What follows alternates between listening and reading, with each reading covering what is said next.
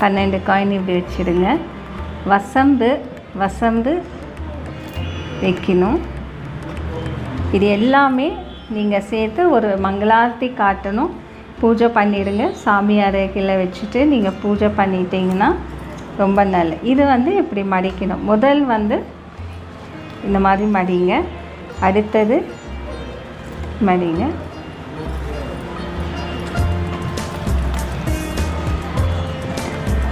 இந்த மாதிரி மடிக்கணும். இது வரலட்சுமி நோன்புக்கும் இந்த மாதிரி நீங்கள் செஞ்சு வைக்கிறது ரொம்ப நல்லது.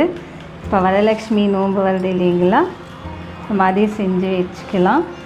இது பூநூல், இந்த மாதிரி மஞ்சள் நூல் எடுத்துக்கணும். ஸோ மஞ்சள் நூல் எடுத்துக்கின்னு இதை நல்லா இப்படி டைப் பண்ணுங்க. ஸோ இந்தாண்ட இப்படியே சுற்று.